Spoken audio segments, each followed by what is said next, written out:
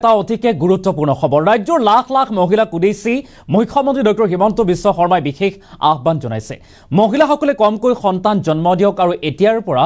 Ration কাৰ্ডে বেছিকৈ সামগ্ৰী জন্ম দিব মহিলাই নহয় ৰেচন কাৰ্ডেহে বেছিকৈ জন্ম দিব বুলি মন্তব্য কৰিছে মুখ্যমন্ত্ৰী গৰাকী আৰু মুখ্যমন্ত্ৰী গৰাকীয়ে লগতে কৈছে আমি দুটা আমাৰ দুটা অৰ্থাৎ সুখী পৰিয়াল এই কথা উদ্ধৃতি দি এতিয়া মুখ্যমন্ত্ৰী ডক্টৰ হিমন্ত বিশ্ব শৰ্মাই উল্লেখ কৰিছে যে ৰেচন কাৰ্ডে কি কি সামগ্ৰী জন্ম দিব আমি সবিস্তাৰে লৈ অহাৰ চেষ্টা কৰিম মুখ্যমন্ত্ৰী গৰাকীৰ মতে এতিয়াৰ পৰা ৰেচন কাৰ্ডে জন্ম দিব মহিলাক লৈ পুনৰ বৃহৎ ঘোষণা কৰিছে মুখ্যমন্ত্ৰী ডক্টৰ হিমন্ত বিশ্ব শৰ্মাই আৰু এতিয়াৰ পৰা ৰেচন কাৰ্ডেহে জন্ম দিব মহিলাই এতিয়াৰ পৰা বেছিকৈ সন্তান জন্ম নিদিব বুলি মন্তব্য কৰিছে আহ্বান জনাইছে ৰেচন কাৰ্ডেহে এতিয়াৰ পৰা বিভিন্ন সামগ্ৰী জন্ম দিব ৰেচন কাৰ্ডে অৰুণোদয় চাউল গেছ আয়ুষ্মান কাৰ্ডৰ জন্ম দিব আৰু ৰেচন কাৰ্ডৰ সমানেই মহিলাই সন্তান জন্ম দিলে গণ্ডগোল হ'ব বুলি মন্তব্য কৰিছে অৰ্থাৎ হিতাধিকাৰী আঁচনিক লৈ এনেদৰে পুনৰ বৃহৎ মন্তব্য মুখ্যমন্ত্ৰী ডক্টৰ হিমন্ত বিশ্ব শৰ্মাৰ পুনৰবাৰ উল্লেখ কৰিছোঁ ৰেচন কাৰ্ডে এতিয়াৰ পৰা জন্ম দিব বুলি উল্লেখ কৰিছে কেইবাটাও সামগ্ৰী জন্ম দিব মহিলাই এতিয়াৰ পৰা বেছিকৈ সন্তান জন্ম দিব নালাগে আগৰ দিন বেলেগ আছিল কিন্তু এতিয়াৰ পৰা মহিলাই বেছিকৈ সন্তান জন্ম দিব নালাগে ৰেচন কাৰ্ডে অৰুণোদয় বিনামূলীয়া চাউল ৰন্ধন গেছ আয়ুষ্মান কাৰ্ডৰ জন্ম দিব আৰু অন্যান্য সুবিধা দিব বুলি উল্লেখ কৰিছে ৰেচন কাৰ্ড থাকিলে মহিলাসকলে লাভ কৰিব অৰুণোদয় আঁচনি বিভিন্ন আঁচনিৰ সুবিধা লাভ কৰিব মহিলাসকলে আৰু হিতাধিকাৰীক লৈ এনেদৰে এতিয়া পুনৰবাৰ মুখ্যমন্ত্ৰী ডক্টৰ হিমন্ত বিশ্ব শৰ্মাই বৃহৎ ঘোষণা কৰা বা মন্তব্য কৰা দেখিবলৈ পোৱা গৈছে এতিয়াৰ পৰা ৰেচন কাৰ্ডে বিভিন্ন সামগ্ৰী জন্ম দিব বুলি দাবী কৰিছে বা মন্তব্য কৰিছে মুখ্যমন্ত্ৰী ডক্টৰ হিমন্ত বিশ্ব শৰ্মাই মহিলাক ৰাজ্যৰ লাখ লাখ মহিলাক উদ্দেশ্যি মুখ্যমন্ত্ৰী ডক্টৰ হিমন্ত বিশ্ব শৰ্মাই এই বৃহৎ আহ্বান জনোৱা পৰিলক্ষিত হৈছে মুখ্যমন্ত্ৰীগৰাকীয়ে কৈছে এতিয়াৰ পৰা বেছিকৈ সন্তান জন্ম নিদিব মহিলাসকলে এতিয়াৰ পৰা মহিলাসকলে দুটাতকৈ অধিক সন্তান জন্ম দিব নালাগে বুলি উল্লেখ কৰিছে আমি দুটা আমাৰ দুটা অৰ্থাৎ সুখী পৰিয়াল এই মন্তব্য মুখ্যমন্ত্ৰী ডক্টৰ হিমন্ত বিশ্ব শৰ্মা এখন জনসভাত উপস্থিত হৈ আজিৰ দিনটোত মুখ্যমন্ত্ৰী ডক্টৰ হিমন্ত বিশ্ব শৰ্মাই এই কথা উল্লেখ কৰিছে যে এতিয়াৰ পৰা ৰেচন কাৰ্ডে সামগ্ৰী জন্ম দিব বেছিকৈ জন্ম দিব ৰেচন কাৰ্ডে আৰু ৰেচন কাৰ্ডৰ সমানে যদি মহিলাসকলে সন্তান জন্ম দিবলৈ যায় তেনেহ'লে গণ্ডগোল হ'ব বুলি ঘোষণা কৰিছে বা মন্তব্য কৰিছে মুখ্যমন্ত্ৰীগৰাকীয়ে মহিলাক উদ্দেশ্যি বা ৰেচন কাৰ্ড অৰুণোদয় আঁচনি অন্যান্য সুবিধাৱলীৰ সন্দৰ্ভত কি কৈছিল আমি মন্তব্য আগবঢ়াম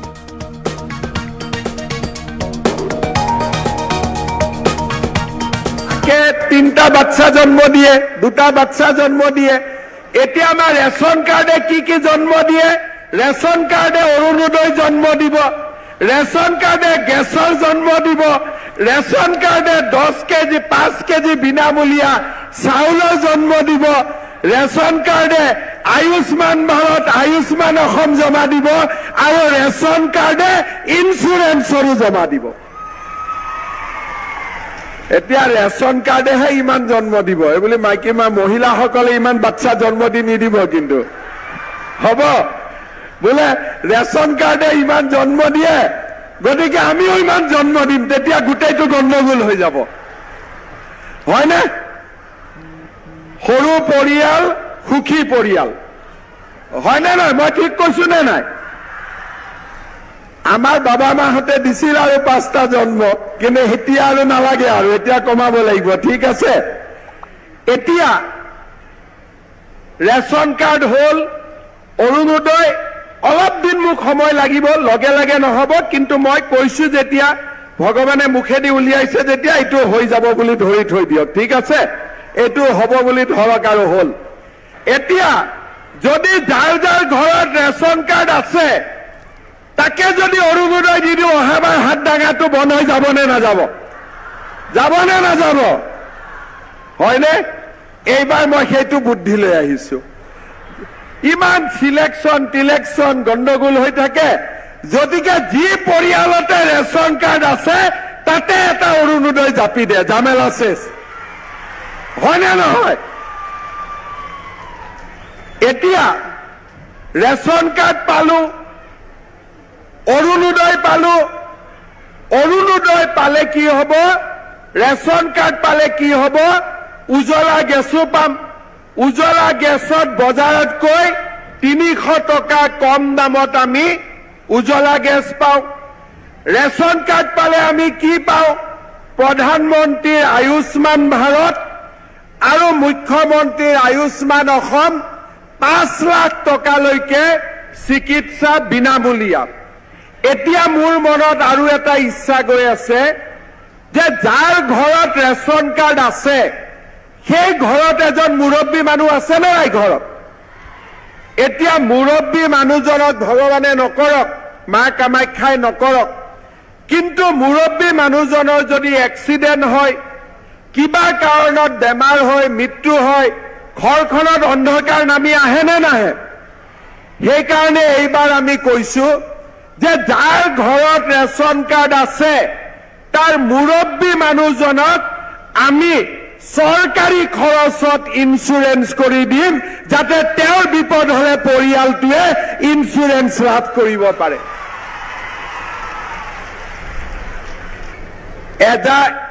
এটা মাকে 3টা বাচ্চা জন্ম দিয়ে 2টা বাচ্চা জন্ম দিয়ে এতিয়া আমাৰ ৰেচন কাৰ্ডে কি জন্ম দিয়ে ৰেচন কাৰ্ডে অৰুণোদয় জন্ম দিব ৰেচন কাৰ্ডে গেছৰ জন্ম দিব ৰেচন কাৰ্ডে 10 কেজি 5 কেজি বিনামূলীয়া চাউলৰ জন্ম দিব ৰেচন কাৰ্ডে আয়ুষ্মান ভাৰত আয়ুষ্মান অসম জমা দিব আৰু ৰেচন কাৰ্ডে ইন্স্যুৰেন্সৰো জমা দিব এতিয়া ৰেচন কাৰ্ডেহে ইমান জন্ম দিব এই বুলি মাইকী মহিলাসকলে ইমান বাচ্চা জন্ম দি নিদিব কিন্তু হ'ব বোলে ৰেচন কাৰ্ডে ইমান জন্ম দিয়ে গতিকে আমিও ইমান জন্ম দিম তেতিয়া গোটেইটো গণ্ডগোল হৈ যাব হয়নে সৰু পৰিয়াল সুখী পৰিয়াল হয়নে নাই মই ঠিক কৈছো নে নাই আমাৰ বাবা মাহঁতে দিছিল আৰু 5টা জন্ম কিন্তু এতিয়া আৰু নালাগে আৰু এতিয়া কমাব লাগিব ঠিক আছে এতিয়া ৰেচন কাৰ্ড হল অৰুণোদয় অলপ দিন মোক সময় লাগিব লগে লগে নহব কিন্তু মই কৈছো যেতিয়া ভগৱানে মুখেদি উলিয়াইছে যেতিয়া এটো হৈ যাব বুলি ধৰি থৈ দিয়ক ঠিক আছে এটো হ'ব বুলি ধৰক আৰু হল এতিয়া যদি যাৰ যাৰ ঘৰত ৰেচন কাৰ্ড আছে তাকে যদি অৰুণোদয় দি দিও অহাবাৰ হাত ডাঙাটো বন্ধ হৈ যাব নে নাযাব হয়নে এইবাৰ মই সেইটো বুদ্ধি লৈ আহিছো ইমান সিলেকশন গণ্ডগোল হৈ থাকে যদিকে যি পৰিয়ালতে ৰেচন কাৰ্ড আছে তাতে এটা অৰুণোদয় জাপি দিয়ে জামেলা শেষ হয়নে নহয় এতিয়া ৰেচন কাৰ্ড পালো অৰুণোদয় পালে কি হব ৰেচন কাৰ্ড পালে কি হব উজ্বলা গেছো পাম উজ্বলা গেছত বজাৰতকৈ 300 টকা কম দামত আমি উজ্বলা গেছ পাওঁ ৰেচন কাৰ্ড পালে আমি কি পাওঁ প্ৰধানমন্ত্ৰীৰ আয়ুষ্মান ভাৰত আৰু মুখ্যমন্ত্ৰীৰ আয়ুষ্মান অসম 5 লাখ টকালৈকে চিকিৎসা বিনামূলীয়া এতিয়া মোৰ মনত আৰু এটা ইচ্ছা গৈ আছে যে যাৰ ঘৰত ৰেচন কাৰ্ড আছে সেই ঘৰত এজন মুৰব্বী মানুহ আছে নে নাই ঘৰত এতিয়া মুৰব্বী মানুহজনক ভগৱানে নকৰক মা কামাখ্যাই নকৰক কিন্তু মুৰব্বী মানুহজনৰ যদি এক্সিডেন্ট হয় কিবা কাৰণত বেমাৰ হয় মৃত্যু হয় ঘৰখনত অন্ধকাৰ নামি আহে নে নাহে সেই কাৰণে এইবাৰ আমি কৈছো যে যাৰ ঘৰত ৰেচন কাৰ্ড আছে তাৰ মুৰব্বী মানুহজনক আমি সৰকাৰি খৰচত ইন্স্যুৰেন্স কৰে দিম যাতে তেওঁৰ বিপদ হলে পৰিয়ালটোৱে ইন্স্যুৰেন্স লাভ কৰিব পাৰে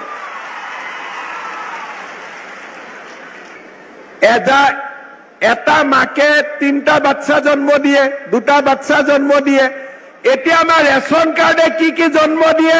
ৰেচন কাৰ্ডে অৰুণোদয় জন্ম দিব ৰেচন কাৰ্ডে গেছৰ জন্ম দিব ৰেচন কাৰ্ডে 10 কেজি 5 কেজি বিনামূলীয়া চাউলৰ জন্ম দিব ৰেচন কাৰ্ডে আয়ুষ্মান ভাৰত আয়ুষ্মান অসম জমা দিব আৰু ৰেচন কাৰ্ডে ইন্স্যুৰেন্সৰো জমা দিব এতিয়া ৰেচন কাৰ্ডেহে ইমান জন্ম দিব এই বুলি মাইকী মহিলাসকলে ইমান বাচ্চা জন্ম দি নিদিব কিন্তু হ'ব বোলে ৰেচন কাৰ্ডে ইমান জন্ম দিয়ে গতিকে আমিও ইমান জন্ম দিম তেতিয়া গোটেইটো গণ্ডগোল হৈ যাব হয়নে সৰু পৰিয়াল সুখী পৰিয়াল হয়নে নাই মই ঠিক কৈছো নে নাই আমাৰ বাবা মাহঁতে দিছিল আৰু 5টা জন্ম, কিন্তু এতিয়া আৰু নালাগে, আৰু এতিয়া কমাব লাগিব, ঠিক আছে। এতিয়া ৰেচন কাৰ্ড হ'ল, অৰুণোদয় অলপ দিন মোক সময় লাগিব, লগে লগে নহ'ব, কিন্তু মই কৈছো যেতিয়া, ভগৱানে মুখেদি উলিয়াইছে যেতিয়া, এইটো হৈ যাব বুলি ধৰি থৈ দিয়ক, ঠিক আছে। এইটো হ'ব বুলি ধৰক আৰু হ'ল। এতিয়া যদি যাৰ যাৰ ঘৰত ৰেচন কাৰ্ড আছে তাকে যদি অৰুণোদয় দি দিওঁ, অহাবাৰ হাত দাঙাটো বন্ধ হৈ যাবনে নাযাব? যাবনে নাযাব? হয়নে? এইবাৰ মই সেইটো বুদ্ধি লৈ আহিছো। ইমান টিলেকশ্যন গণ্ডগোল হৈ থাকে, গতিকে যি পৰিয়ালতে ৰেচন কাৰ্ড আছে তাতে এটা অৰুণোদয় জাপি দিয়ে, জামেলা শেষ। হয়নে নহয়? এতিয়া ৰেচন কাৰ্ড পালো, অৰুণোদয় পালো, অৰুণোদয় পালে কি হ'ব, ৰেচন কাৰ্ড পালে কি হ'ব, উজ্বলা গেছো পাম। উজ্বলা গেছত বজাৰতকৈ 300 টকা কম দামত আমি উজ্বলা গেছ পাওঁ। ৰেচন কাৰ্ড পালে আমি কি পাওঁ, প্ৰধানমন্ত্ৰীৰ আয়ুষ্মান ভাৰত আৰু মুখ্যমন্ত্ৰীৰ আয়ুষ্মান অসম 5 লাখ টকালৈকে চিকিৎসা বিনামূলীয়া। এতিয়া মোৰ মনত আৰু এটা ইচ্ছা গৈ আছে যে যাৰ ঘৰত ৰেচন কাৰ্ড আছে সেই ঘৰত এজন মুৰব্বী মানুহ আছে নে নাই ঘৰত? এতিয়া মুৰব্বী মানুহজনক ভগৱানে নকৰক, মা কামাখ্যাই নকৰক, কিন্তু মুৰব্বী মানুহজনৰ যদি এক্সিডেণ্ট হয়, কিবা কাৰণত বেমাৰ হয়, মৃত্যু হয়, ঘৰখনত অন্ধকাৰ নামি আহে নে নাহে? সেইকাৰণে এইবাৰ আমি কৈছো যে যাৰ ঘৰত ৰেচন কাৰ্ড আছে তাৰ মুৰব্বী মানুহজনক আমি চৰকাৰী খৰচত ইন্সুৰেন্স কৰি দিম, যাতে তেওঁৰ বিপদ হলে পৰিয়ালটোৱে ইন্সুৰেন্স লাভ কৰিব পাৰে।